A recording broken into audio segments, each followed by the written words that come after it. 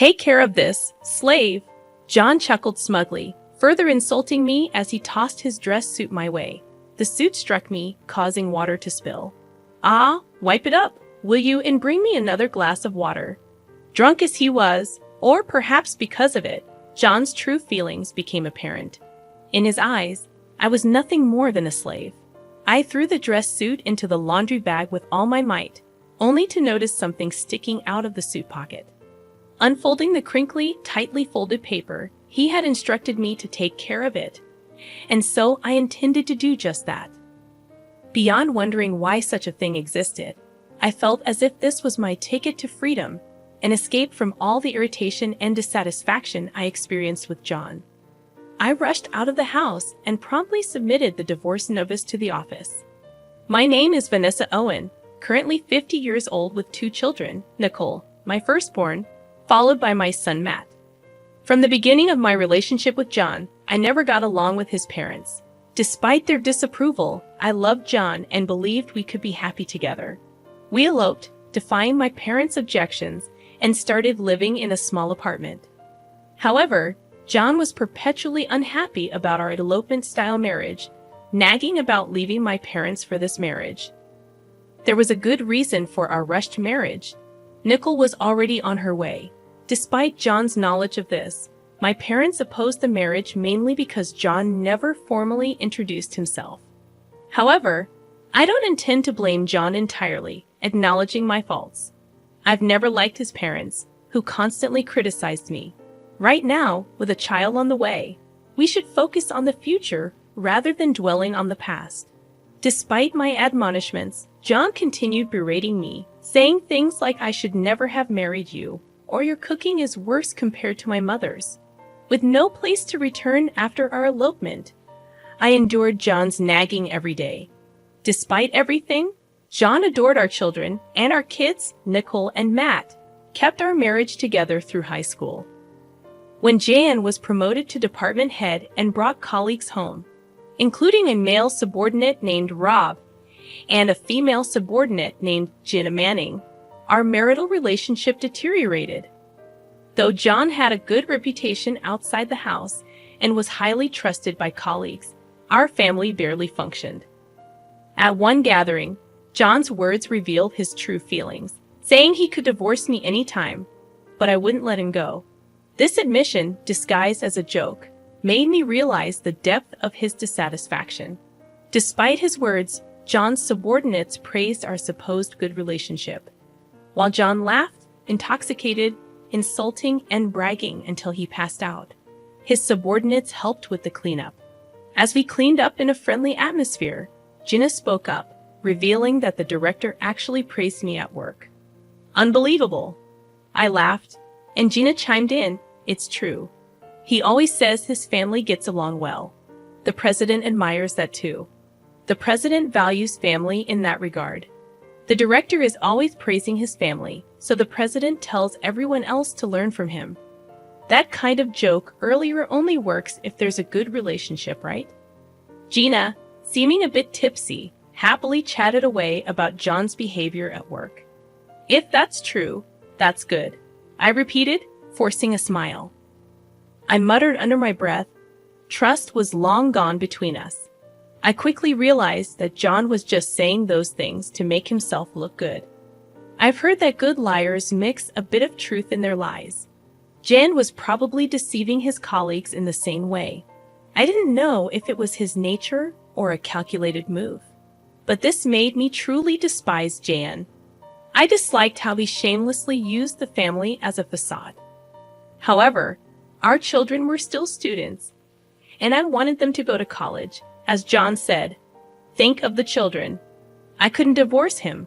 However, Jan had never brought up divorce either. We were just living life without making waves. In this life, our children grew up honest and cheerful. Nicole graduated from a local university and joined a nearby company. 3 years later, Matt, who had left home for university, also found a job locally and decided to return home. I was genuinely happy that the children were coming back, and when both became working adults, it felt like a weight was lifted off my shoulders. Then another happy event occurred. Mom, I'm thinking of getting married, Nicole, in her third year of working, told me. Her partner was a senior at her company, Chris Adams, a fine young man who had spent his childhood overseas. He seemed very intelligent. John was happy about the marriage too, and Nicole quickly started preparing for it. The wedding was to be a casual garden wedding. Usually, I'd wear a formal dress, and Jan would wear a morning suit. Still, guests were told to dress casually, so it was decided that I would wear a simple dress, and John would be fine in his existing suit. Despite everything, I wanted to honor Nicole's special day, so I carefully chose a dress. I thought about getting a new suit for Jan, but he insisted that the one he already had was fine. Reluctantly, I brushed and mended John's suit, looking forward to the wedding. On the wedding day, blessed with good weather, the ceremony began, surrounded by beautiful greenery and flowers. Rob and Gina, John's colleagues who had always been kind to Nicole and Matt, attended the wedding, and I thanked them for coming. At the reception, a stand-up party, I spent a happy time greeting Nicole's friends and colleagues. Jan seemed to be enjoying himself, but perhaps getting too drunk, he started commanding, "Hey, Vanessa, get me a drink." Waiters were walking around the venue, and it was embarrassing that he had to call out to me, who was far away, instead of just looking around. "Mrs. Owen, I'll go for you." Rob and Gina supported me, entertaining John, especially Gina, who stayed by John's side like a wife. I felt uneasy about it but was busy greeting other guests, so I left John to them. It was a beautiful ceremony, and the wedding ended successfully. Gina took care of a heavily drunk Jan until the end when the taxi arrived. She said, "John, your taxi is here," and helped him into the car. I also got into the taxi and spoke to her. "Thank you, Gina. Take care." "No, thank you. Looks like it's going to be a long night. Take care." I took her words as a reference to the drunk John and laughed. However, her gaze was not on John but me. I felt strange again, but I said goodbye and returned home with Jan. Nicole and Matt went to the after-party. Leaving just the two of us in the taxi, Jan seemed a bit more cheerful after a nap. When we got home, he walked in on his own. Usually, we didn't talk much, but Jan, more drunk than usual, couldn't stop talking. Finally, the kids are off our hands. I was worried about Nicole's turning out like you, but I'm glad she got married. He belittled me as usual. John lay on the sofa. "Vanessa, water," and then he arrogantly ordered me around. I sighed inwardly and went to get in water. "Here's your water. Take off the suit if you're going to sleep. It'll get wrinkled." I said that and put the water on the table. John, getting up, said as he undressed, "You're really useful. You do everything." "I can't believe you'd speak that way, even if you're drunk." "Hey, slave, take care of this." John chuckled smugly, throwing his dress suit at me. The suit hit me, causing water to spill. "Ah, wipe it up, will you, and bring me another glass of water." Whether drunk or not, it must be his true feelings. John thought of me as a slave. I was initially angry, but the anger didn't last long. Seeing Jan snoring loudly in front of me, I surprisingly felt nothing. I realized that I had become indifferent to Jan, lacking even hatred or love. After picking up the suit that John had carelessly thrown aside, I noticed his trousers had also been discarded. Feeling irritated again, I stood before the bag for dry cleaning, angrily throwing the suit into the bag with all my strength. That's when I noticed something sticking out of the suit's pocket. "What?" I muttered to myself, surprised, and pulled it out. It was a piece of paper, crisply folded. As I unfolded it, I had to cover my mouth in shock. At that moment, I remembered Gina's words about the night being long, so that's what she meant. Realizing this, a smile involuntarily formed on my lips. He said to take care of it, so I should write. I could hear the excitement in my voice. The piece of paper in front of me, which had come out of John's suit pocket, was a divorce notice already filled out by Jan. Yeah, that must be it. He meant for me to submit it, so I will. More than wondering why it was there, I felt like it was my ticket to freedom. It seemed like an escape from all my irritation, and dissatisfaction with John. It was still 8 p.m., and the dry cleaners were still open. I grabbed the dry cleaning and the divorce notice, rushing out of the house. After dropping off the suit at the cleaners, I headed straight to the government office. "Please take this." I went to the 24-hour service desk and, with a smile, handed over the hastily completed divorce notice. Then I hurriedly packed my things, taking only what I needed. I left the house with John still snoring loudly. For the time being, I decided to stay at a hotel, soaking in a large bath and sleeping in a comfortable bed until morning. However, the next morning, my phone had several missed calls, all from John. It surprised me that my number was still in John's phone. "Yes, where are you?" Just as I was thinking about it, another call came in. Reluctantly, I answered, and John's panicked voice came through. He must have been surprised to wake up and find me gone. After all, the spilled water is still there, a clear sign of something amiss. "Where are you?" Just as I was about to respond, John continued, "We came home together, didn't we? The water is still spilled, and your clothes are gone. What's going on?" From his words, it was clear he didn't remember what he had said the previous day. I sighed and said, "You told me to send the suit to the cleaners, right?" "Well, there was a completed divorce notice in it. I thought that meant I should submit it, so I did." John erupted on the other end of the phone, yelling, "What? How dare you do something so reckless? Do you realize what you've done?" I was surprised by his reaction, but no matter how angry John got on the phone, it didn't bother me. "You're so loud this early in the morning. I'm about to have breakfast at the buffet." Bye. Probably there was nothing to eat at home since I'd always prepared breakfast every morning. There was neither bread nor cereal stocked up. Nickel was likely at the hotel given as a wedding gift, and Matt wouldn't wake up until afternoon, having probably stayed out late drinking. John must be panicking alone in a house without food. With that thought, I savored my delicious breakfast. After breakfast, I immediately went to look for an apartment at a real estate agency. I didn't have the luxury of choice. I urgently needed to find a new place to live, but thankfully, I stumbled upon an apartment just a few blocks down from Nickel's new place. Moreover, the real estate agency was hiring part-time staff. I found both a home and a job that day and felt immensely grateful to the company. On my way back to the hotel, I received a call from Matt. "Mom, where are you? Dad's making a fuss." I had been ignoring calls from John, so he must have forced Matt to call me. Matt's voice still sounded sleepy. "I've divorced your father. I'm leaving the house, so take care." "What? What do you mean?" Matt sounded surprised by my words. Anyway, I needed to explain everything properly to my children. I decided to call Nickel that day and explain everything at the house. "Why'd you suddenly call me here?"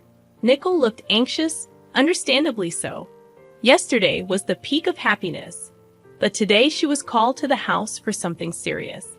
She must have known it wasn't just a casual conversation. I felt sorry for her, but my parenting days were over. Being a parent is forever, but I want to live as a person, not as anyone's slave. I shouldn't feel ashamed for this. Even though I thought this, I couldn't shake off the guilt towards my children. A sudden divorce? What do you mean divorce? Both of them questioned me simultaneously, and even John, taking advantage of the situation, joined in. "That can't be true, right?" Convince her. Despite being the root cause of the issue, John played the victim. It was turning into a 3-against-1 situation. I wanted the children to understand that this divorce wasn't just my whim. All I did was submit the divorce papers that your father had already filled out. Why am I being treated like the villain when it was your father who had prepared them in the first place? Hearing this, Nicole and Matt turned their gazes to John. Caught off guard, John frantically searched for an excuse. A villain. Come on, that was just a joke, right? Who would actually submit that? A joke? Do you have any idea how much that joke has worn me down? Jen flinched at my loud voice. Nicole and Matt clammed up, exchanging looks. Besides, for a joke, it was too well prepared, don't you think? To me, It looked like something prepared to convince someone. John turned red and argued back, spitting out his words. His panicked state made the children realize something was amiss. I couldn't help but burst into laughter at John's behavior. No need to get so worked up. It's like you're admitting it's true. You set me up. You're the one who got angry at my deduction. Listening to our conversation, Nickel cautiously asked a question. What do you mean? I decided it was time to tell them everything. Well, you're not children anymore, so I have to tell you. Your father and Gina are having an affair. What are you talking about? John turned pale and stood up. Nickel and Matt looked shocked at first, but then directed looks of contempt at John. I found it strange. She used to call him director, but recently it's been John, and her words about our happy family felt insincere. That can't be. While she said she'd invite us, it felt like she was mocking us. A woman's intuition is often right. John was sweating unnaturally, unable to make any excuses. His behavior only confirmed my suspicions. While it was a shock, it was more about betrayal than lost love, which allowed me to keep my composure. But what really kept me sane was my role as a mother. To think she was invited to the wedding. I'm sorry, Mom, Nickel started crying. Jan looked hurt by her words, but he had no right to feel hurt, and Nickel shouldn't feel responsible. I only became sure of it yesterday. It's not your fault, Nicole, I comforted Nickel. As I said this, Matt sighed deeply, giving John a sharp look. I knew Mom and Dad weren't close, but this is too much. John's voice trembled pitifully. I had no choice. She kept pressuring me for a divorce, and I had to invite her to Nicole's wedding to convince her. Even the divorce papers, you used me. Otherwise, she said she'd tell the president about the affair. Anger made my fists tremble. After our force, she wanted to become John's next wife and take my place as Nicole's mother. So she had to attend the wedding. That's why he reluctantly invited her, planning to initiate the divorce afterward, showing her the completed divorce notice as proof. I never intended to really divorce you, it's true. Sure, you never intended to let go of your slave, did you? What are you saying? I never thought of you that way, John desperately pleaded, but Matt interjected. But Dad, you always said it would be easy to marry a woman who obeyed everything like Mom does. What? You always belittled Mom but never divorced her because you thought it was convenient for you. I stood up. Is there any reason I should stay married to this man? Nickel and Matt shook their heads firmly. Mom, you deserve to be free. That's right. And you'll always be our mom, even if Dad becomes a stranger. Nickel wiped her tears and smiled through her sniffles. After that, we left the house. Matt, not wanting to stay with John, decided to move into my apartment. The divorce papers were already submitted. We still had to sort out the property division, but I was relieved to distance myself from John. A month later, one of John's subordinates, Rob, visited the real estate agency. When I started working here, huh? Aren't you Director Owen's wife, Rob? Thank you for coming to Nickel's wedding the other day. What brings you here today? Actually, I broke up with my girlfriend and thought about a fresh start. Maybe moving to a new house. Rob smiled awkwardly as he sat down in front of me. Oh, I see. I had heard about Rob's girlfriend a few times. He seemed to care for her deeply, but it must not have worked out. Wanting to cheer him up, I responded with a smile. We found a suitable place, but since it was lunchtime and the person in charge of viewings was out, we scheduled a viewing for another day. By the way, when did you start working here? Director didn't mention anything about it. No, really, we got divorced. What? But last week at the dinner with the president, John was talking about planning a family trip.